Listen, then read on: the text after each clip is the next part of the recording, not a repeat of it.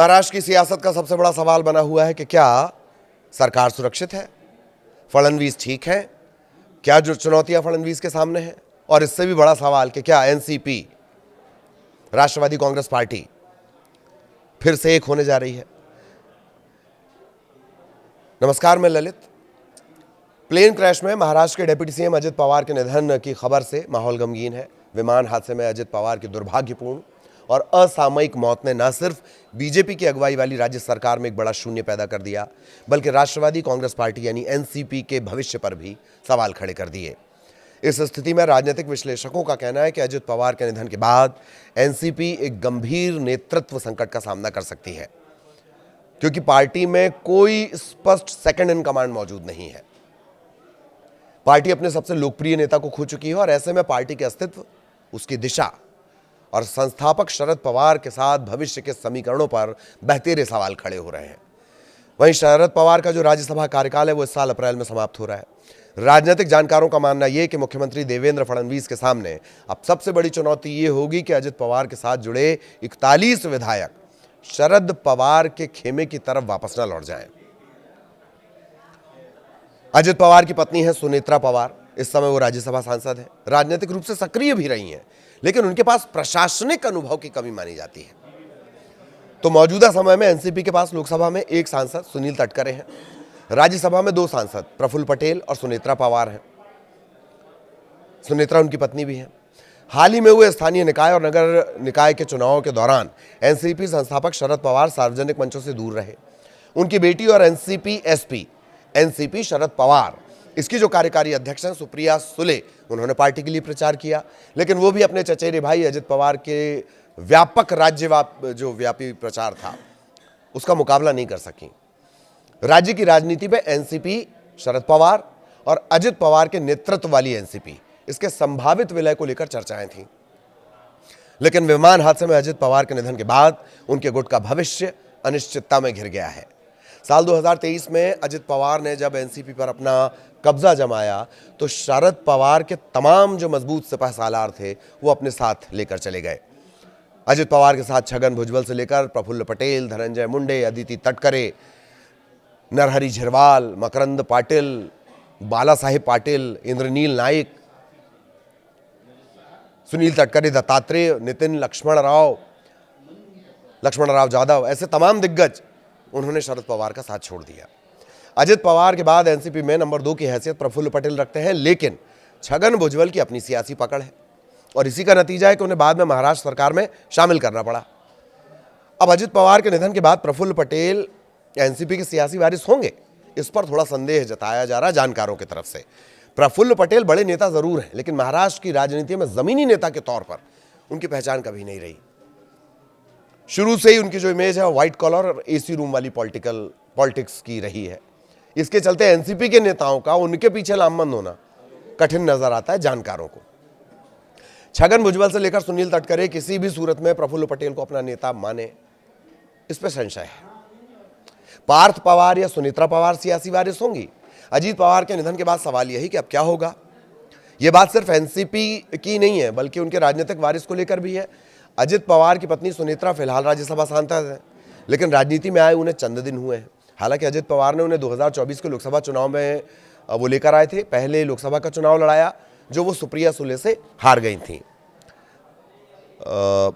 वैनी भाभी को कहते हैं, तो सुप्रिया अपनी भाभी के खिलाफ लड़ी थी।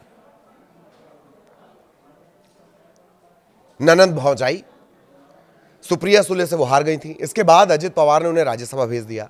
अजित पवार के 2 बेटे हैं, एक पार्थ पवार है और दूसरे जय। पार्थ पवार को अजित पवार ने अपने सियासी वारिस के तौर पर राजनीति में सक्रिय किया। 2019 का वो लोकसभा चुनाव भी लड़ चुके हैं, जबकि जय पवार बिजनेस में है। अजित पवार के सियासी वारिस के तौर पर फिलहाल उनकी पत्नी सुनेत्रा और बेटे पार्थ पवार का नाम माना जा रहा है, लेकिन दोनों के पास राजनीतिक अनुभव बहुत कम है। ऐसे में एनसीपी को एकजुट रखकर चलना, खासतौर पर महाराष्ट्र की राजनीति में, पार्थ और सुनेत्रा दोनों के लिए बहुत मुश्किल भरा सफर होगा। क्या शरद पवार फिर से कमान संभालेंगे? अजित पवार के साथ जो नेता गए हैं उन सभी को राजनीतिक रूप से स्थापित करने में शरद पवार का अहम रोल था। छगन भुजबल से लेकर हसन मुश्रीफ, धनंजय मुंडे, सुनील तटकरे, शरद पवार के साथ उनके कैसे रिश्ते हैं वो जग जाहिर है। इतना ही नहीं, प्रफुल्ल पटेल को भी सियासी तौर पर शरद पवार ने ही आगे बढ़ाया था। ऐसे में शरद पवार क्या फिर से एनसीपी के सियासी कुनबे को एकजुट करने की दिशा में कदम बढ़ाएंगे? 2024 के विधानसभा चुनाव के बाद अजित पवार और शरद पवार के रिश्तों पर जो बर्फ जमी थी वो धीरे धीरे पिघल रही थी। एनसीपी के तमाम नेता ये बात कहते रहे हैं कि पवार परिवार को एकजुट हो जाना चाहिए फिर से। छगन भुजबल ने तो यहां तक कह दिया कि शरद पवार के कहने पर ही वो अजित पवार के साथ आए हैं। विधानसभा चुनाव के बाद भुजबल ने शरद पवार से मुलाकात की थी। इसके बाद अजित पवार, शरद पवार, चाचा भतीजे, इनके बीच कई मुलाकातें हुई। 2024 के विधानसभा चुनाव में भारी बहुमत से जीत हासिल करने वाले सत्तारूढ़ महायुति गठबंधन में भाजपा के 132 विधायक हैं। एकनाथ शिंदे के नेतृत्व वाली शिवसेना के 57 और अजित पवार के एनसीपी के 41 विधायक हैं। दोनों एनसीपी गुट 5 फरवरी को होने वाले जिला परिषद चुनाव घड़ी इस चुनाव चिन्ह पर मिलकर लड़ रहे हैं, जो एक तरह से अनौपचारिक विलय का संकेत है। अब सवाल यह नहीं रह गया कि कौन किसमें विलय करेगा। विपक्ष में केवल 2 ही दल बचे हैं, कांग्रेस और शिवसेना यूबीटी। देखना है कि कांग्रेस खुद को फिर से खड़ा कर पाती है या नहीं। अब थोड़े से डाटा की बात कर ली जाए। हाल ही में संपन्न महाराष्ट्र के नगर निगम चुनाव में एनसीपी ने महायुति सहयोगियों से अलग होकर चुनाव लड़ा।